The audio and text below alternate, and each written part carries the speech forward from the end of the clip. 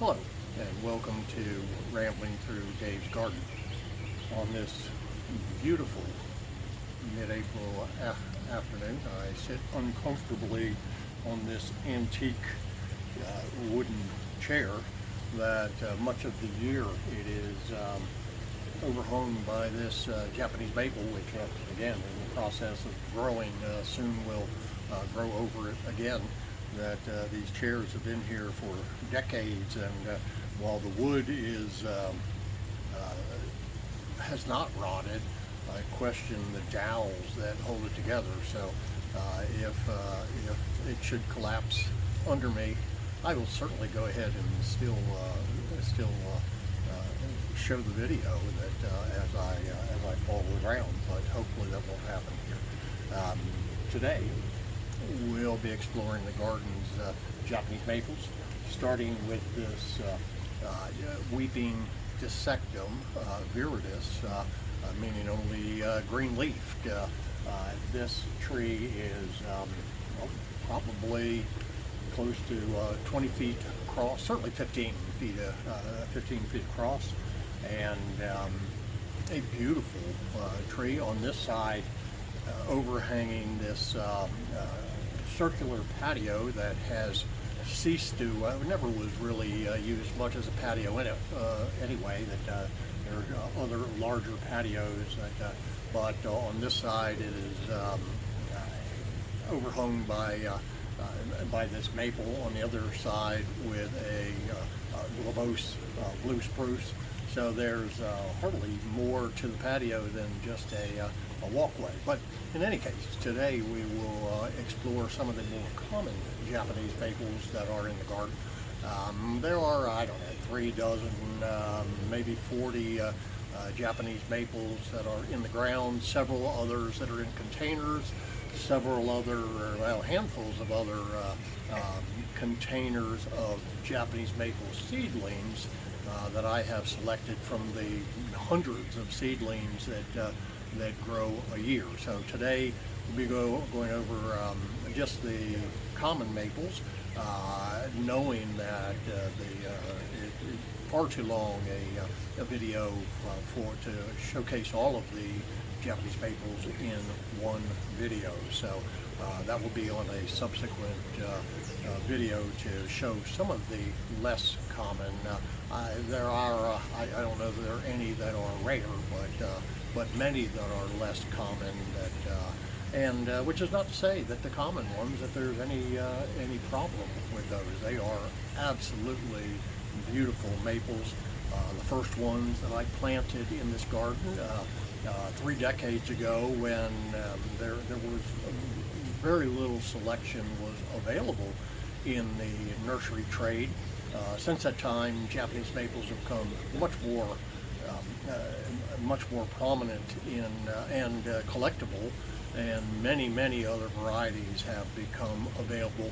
Many of those through specialty sources, mail order, that are not still not available through mainstream garden centers. So of course I have purchased some from those, some from the few Japanese maple growers that do grow somewhat out of the ordinary Japanese maple. So again, welcome to the garden, and we'll get started with our today's brief tour.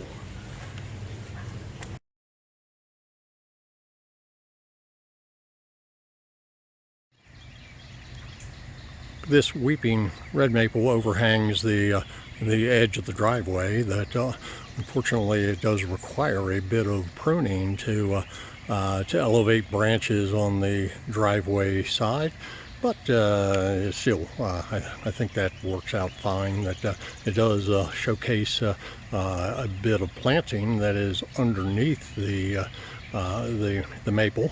The cultivar is unknown in this case. That from 30 or so years ago, there were only a few varieties of red weeping maples that were available, and probably at the time that would have been either Crimson Queen or Ever Red. The weeping red maples, and there are several other varieties, got a number of other varieties that are widely grown now. They are, of course, the most popular of the Japanese maples, and of course for good reason. They are relatively small growers. In this case, small means a tree that is about 8 feet tall and nearly 15 feet across. The height of Japanese maples with pendulous branches is often determined by the height of the graft. This maple is grafted at 4 feet, so with arching branches above that, the 4-foot graft, it takes it up to about 8 feet tall. With many maples are grafted onto much shorter trunks, and thus there will be a much shorter plant, but width is not determined by the graft. That will be identical regardless of the 4-foot or 18-inch graft.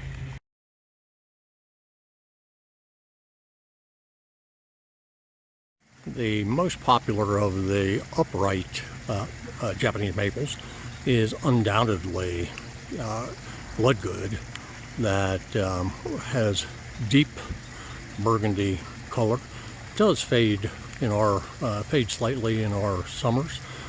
There are other cultivars of Japanese maple that perhaps do not fade as much as Bloodgood.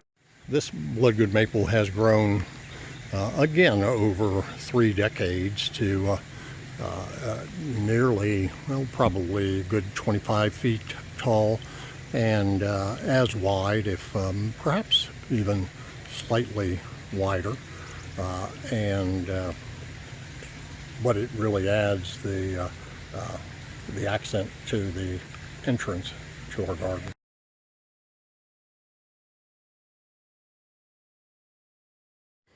We have seen green-leafed and red-leafed weeping maples, and the red-leaf upright Bloodgood. But for green-leafed uprights, without a doubt, the most popular are the group of maples known as coral bark. And there are several Japanese maples that comprise the group that is known as coral bark, for the red bark that is most prominent in winter. And this one is by far the most popular, Sangu Kaku, and this tree is quite small, just recently planted, because unfortunately a Sangu Kaku that planted on the other side of the garden failed several years ago when the garden became overly wet in that area, proving that Japanese maples, while they are extremely tough, they are not invulnerable. So this is a replacement for that tree, because the red bark is quite an addition to the garden in the winter months.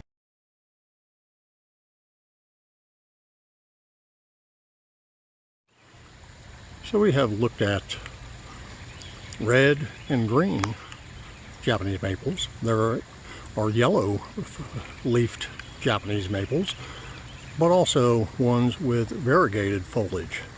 This one, butterfly, is by far the most common of the variegated maples, and this will come out with from cream to pink, and usually with those colors fading to green and white variegation through the majority of the year.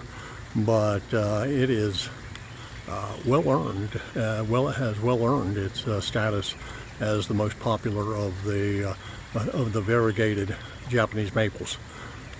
This one overhangs the edge of the koi pond, and I can hear the koi starting to splash a bit looking for food as I show this. So I will put an end to today's video so that I can satisfy their the hungry koi, and I again thank you for stopping by, and next time we will explore the less common Japanese maples.